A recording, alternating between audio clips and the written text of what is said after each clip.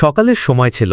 বাজারে রাস্তার ধারে করিনা দেবী সবসময়ের মতো ঝুড়ি নিয়ে মাছ বিক্রি করছিলেন।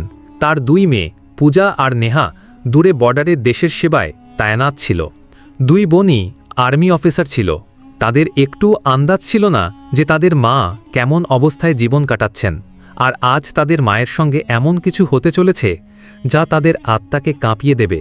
করিনা দেবী চুপচাপ মাছ বিক্রি করতে ব্যস্ত ছিলেন।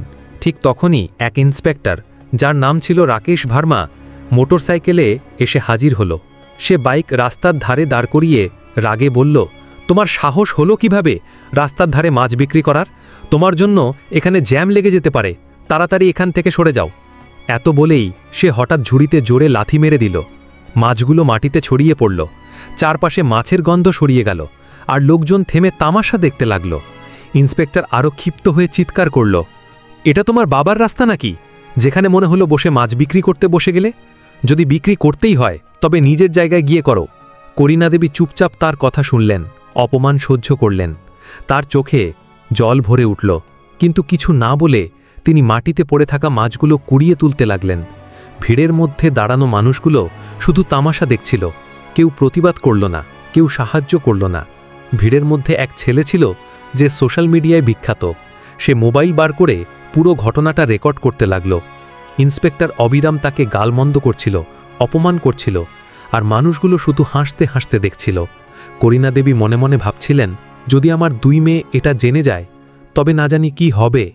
কাশ এটা কখনো তাদের কানে না পৌঁছায়, নইলে ঝড় বয়ে যাবে। চোখে জল নিয়ে মাছগুলো আবার ঝুড়িতে ভরে তিনি ধীরে ধীরে বাড়ির দিকে রওনা হলেন। এদিকে যে ছেলেকে ভিডিও করেছিল সে বাড়ি গিয়ে সেটি সোশ্যাল মিডিয়ায় আপলোড করল। ক্যাপশনে লিখল, এই বৃদ্ধা মহিলার কোনো দোষ ছিল না, কিন্তু ইন্সপেক্টর তার মাছগুলো ফেলে দিল আর রাস্তায় অপমান করল। এটা কি ঠিক? ভিডিও দ্রুত ভাইরাল হলো। মানুষ শেয়ার করতে লাগলো, কমেন্ট করতে লাগলো। সবাই বলছিল ঘটনাটা একেবারেই ভুল হয়েছে। কিছুক্ষণ পর ভিডিওটা নেহার মোবাইলে পৌঁছালো। ভিডিও দেখে তার রক্ত টকবক করতে লাগলো। সে ভাবতেও পারছিল না যে তার মায়ের সঙ্গে এমন আচরণ হয়েছে, লোকের সামনে অপমান করা হয়েছে, এমনকি চড়ও মারা হয়েছে। নেহা সঙ্গে সঙ্গে ভিডিওটা তার বড় বোন পূজাকে পাঠালো। পূজা ভিডিও দেখে রাগে লাল হয়ে গেল, চোখে জল ভরে এলো। মনে মনে ভাবল, কাশ বাবা বেঁচে থাকতেন, তবে আমাদের এমন দিন দেখতে হতো না। আমরা এত কষ্ট করে এই জায়গায় এসেছি, তবুও মাকে সুখ দিতে পারলাম না। কিন্তু আমি ওই ইন্সপেক্টরকে ছেড়ে দেব না, বদলা নিয়েই ছাড়ব। ভিডিও দেখার পর পূজা সঙ্গে সঙ্গে নেহাকে ফোন করল। কথার মধ্যে রাগ স্পষ্ট বোঝা যাচ্ছিল। পূজা বলল, নেহা তুমি সেখানে থাকো, আমি বাড়ি যাচ্ছি, আর ওই ইন্সপেক্টরের সঙ্গে হিসাব করে নেব। নেহা বলল, না দিদি, আমিও তোমার সঙ্গে যাব। মায়ের সঙ্গে যা হয়েছে আমি সহ্য করতে পারবো না, তাকে তার জায়গা দেখাতেই হবে। পূজা বোঝালো, তুমি ওখানেই থাকো, আমি মাকে নিয়ে ফিরে আসব, আর আমরা এখানেই তাকে রাখব। অনেকক্ষণ তর্ক চলল, কিন্তু শেষমেশ নেহা রাজি হলো। ঠিক আছে দিদি, তুমি যাও, তবে মাকে নিয়ে অবশ্যই ফিরবে। পূজা ফোন কেটে দিল। ইউনিফর্ম খুলে হলুদ রঙের সালোয়ার কামিজ পরে নিল। এখন সে একেবারে সাধারণ গ্রামের মেয়ের মতো লাগছিল। বাসে উঠে কয়েক ঘন্টার মধ্যেই বাড়ি পৌঁছে গেল। বাড়ি পৌঁছেই দরজায় কড়া নাড়ল। করিনা দেবী তখন রান্নাঘরে সবজি কাটছিলেন। দরজার শব্দ শুনে তিনি ডাকলেন, কে? আমি মা, পূজা, ফিরে এসেছি তোমার সঙ্গে দেখা করতে। কথা শুনেই করিনা দেবীর হাত থেমে গেল, চোখে জল এসে গেল। মনের ভেতরে ভয়ও জেগে উঠল যে হয়তো পূজা ঘটনাটা জেনে গেছে। তিনি জানতেন তাদের মেয়েরা কতটা সৎ আর জেদি। তাদের মায়ের জন্য কিছু করতেও পিছপা হবে না। তিনি তাড়াতাড়ি দরজা খুললেন। সামনে দাঁড়ানো মেয়েকে দেখে মা মেয়ে জড়িয়ে ধরলেন, যেন বছরের দূরত্ব এক মুহূর্তে মিলিয়ে গেল। করিনা দেবী জিজ্ঞেস করলেন, বাবা, নেহা কোথায়? সে আসেনি? পূজা উত্তর দিল, না মা, আমি ওকে আসতে দিইনি। অনেক জেদ করছিল, কিন্তু আমি নিয়ে আসিনি। করিনা দেবী বললেন, আচ্ছা, আগে ভেতরে এসো। পূজা রান্নাঘরে গিয়ে সবজি দেখে বলল, মা তুমি বসো, রান্না আমি করে দিচ্ছি।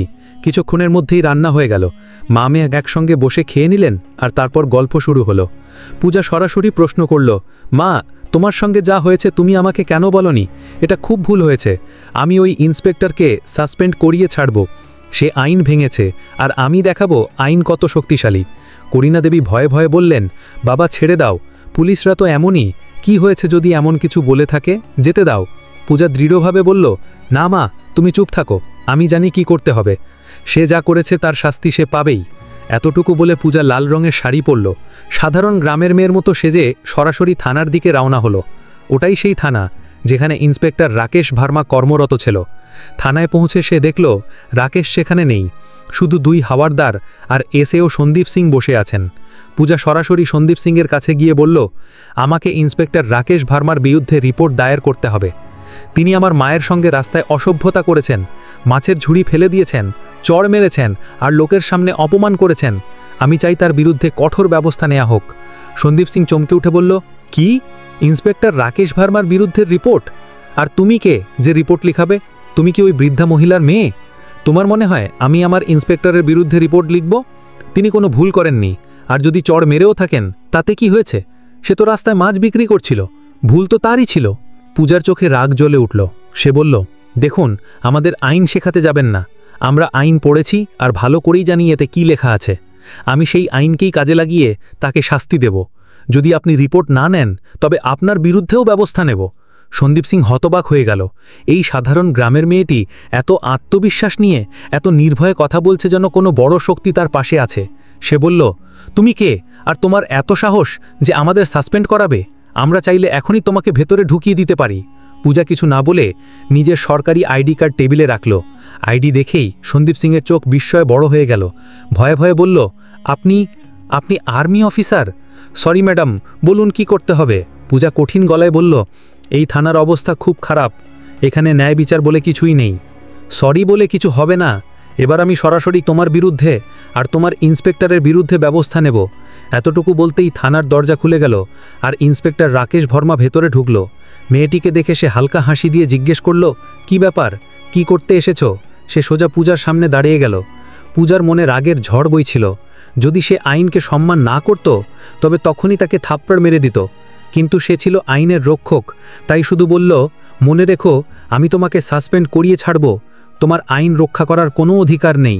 আমার কথা তোমার জন্য অনেক ভারী প্রমাণ হবে। এতটুকু বলে পূজা থানা থেকে বেরিয়ে গেল। ভেতরে দাঁড়িয়ে থাকা সিপাহী সন্দীপ সিং আর ইন্সপেক্টর রাকেশ দুজনেই ভাবনায় পড়ে গেল। এই মেয়ে কি সত্যিই কোনো অ্যাকশন নেবে? পূজা বাড়ি ফিরে কিছুক্ষণ চিন্তা করল। তারপর তার মাথায় একটা প্ল্যান এলো। পরের সকালে সে সরাসরি এএসপি অফিসে পৌঁছালো। অফিসে এএসপি ম্যাডাম শ্রুতি হাসান বসেছিলেন। পূজা সময় নষ্ট না করে মোবাইল বার করে তাকে ভাইরাল ভিডিও দেখিয়ে বলল, ম্যাডাম, আমি ইন্সপেক্টর রাকেশের বিরুদ্ধে কঠোর ব্যবস্থা চাই।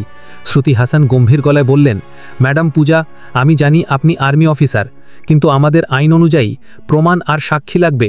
যতক্ষণ না আপনি পাকা প্রমাণ আর সাক্ষী আনছেন ততক্ষণ ব্যবস্থা নেওয়া সম্ভব নয়। পূজা মাথা নেড়ে রাজি হলো আর বেরিয়ে পড়ল। বাড়ি গিয়ে সে সোশ্যাল মিডিয়া অ্যাকাউন্ট খুঁজতে শুরু করল যেখান থেকে ভিডিও পোস্ট হয়েছিল। কয়েক ঘন্টার মধ্যেই সে সেই ছেলেটিকে খুঁজে পেল যে ভিডিও বানিয়েছিল। সে ছেলেটির বাড়ি গিয়ে বলল, তুমি এই ভিডিও চোখের সামনে রেকর্ড করেছ, আমার দরকার এর অরিজিনাল ভার্সন, আর তোমাকে সাক্ষীও হতে হবে। ছেলেটি প্রথমে ভয় পেল, পরে রাজি হয়ে গেল আর এডিট ছাড়া ভিডিওটা দিয়ে দিল। পূজা তাকে সঙ্গে নিয়ে আবার এএসপি অফিসে পৌঁছালো। শ্রুতি হাসান প্রমাণ দেখে সরাসরি ডিএম অখিলেশকে ফোন করলেন। ডিএম ভিডিও দেখে রেগে উঠলেন, বললেন, এই ইন্সপেক্টর খুব ভুল করেছে আর আইন ভেঙেছে, এর শাস্তি হবে।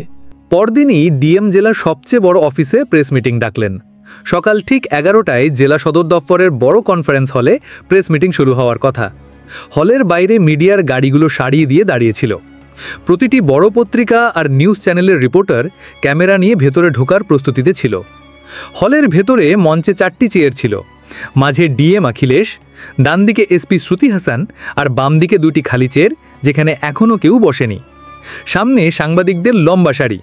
ডিএম টেবিলের ওপর রাখা ঘণ্টা বাজিয়ে বললেন, সব সাংবাদিক মহাশয় বসে পড়ুন, মিটিং শুরু করি। পুরো হল চুপ হয়ে গেল। ক্যামেরা চালু হয়ে গেল। ডিএম গম্ভীর গলায় বলতে শুরু করলেন, গতকাল সোশ্যাল মিডিয়ায় একটি ভিডিও ভাইরাল হয়েছে যেখানে এক পুলিশ ইন্সপেক্টর এক বৃদ্ধা মহিলার সঙ্গে রাস্তায় দুর্ব্যবহার করেছে, মাছের ঝুড়ি ফেলে দিয়েছে, থাপ্পড় মেরেছে আর প্রকাশ্যে অপমান করেছে। এটি শুধু নৈতিকতার বিরুদ্ধে নয়, আমাদের আইন আর পুলিশ আচরণবিধিরও বিরুদ্ধে। সাংবাদিকদের ক্যামেরা টিপ টিপ ক্লিক করতে লাগলো।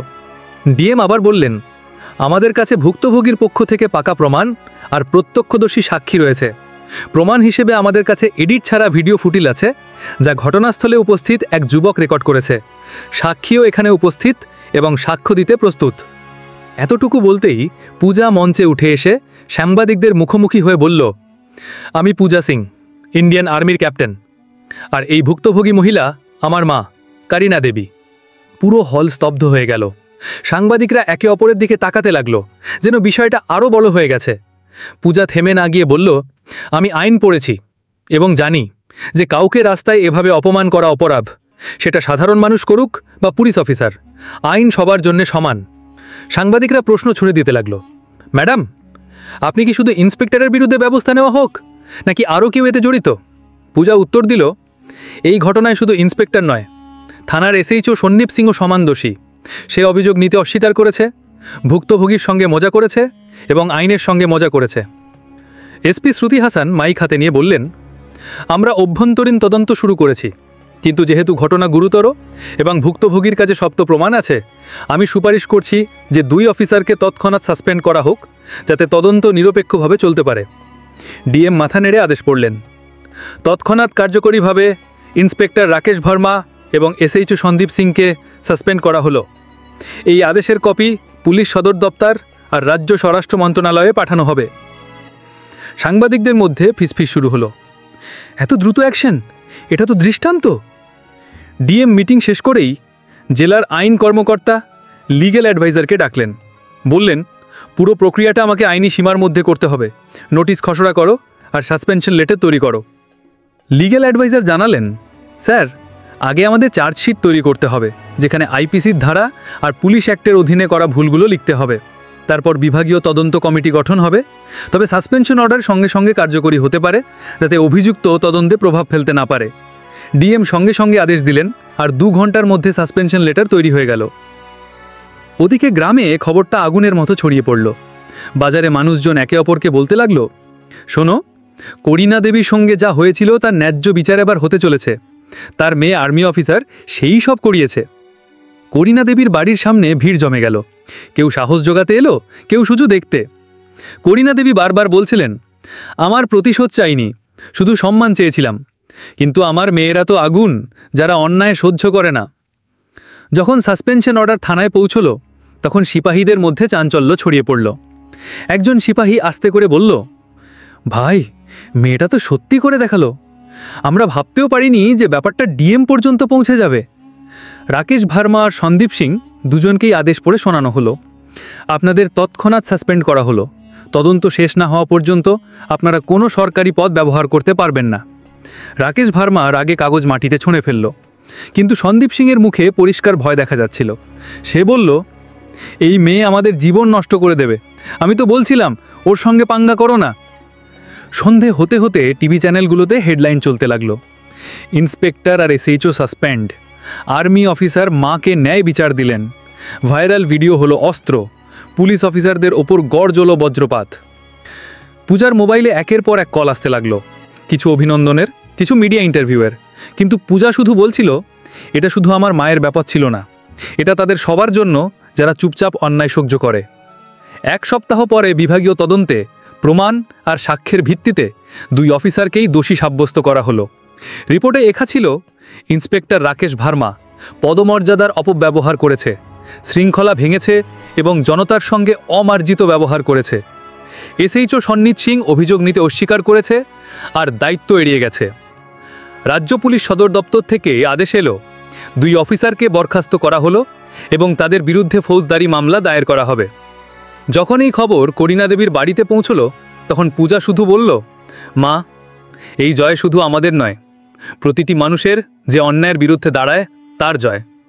করিনা দেবী চোখে জল নিয়ে হেসে মেয়েকে জড়িয়ে ধরলেন, বললেন, তুমি শুধু আমারই নয়, এই গ্রামেরও মাথা উঁচু করে দিয়েছ।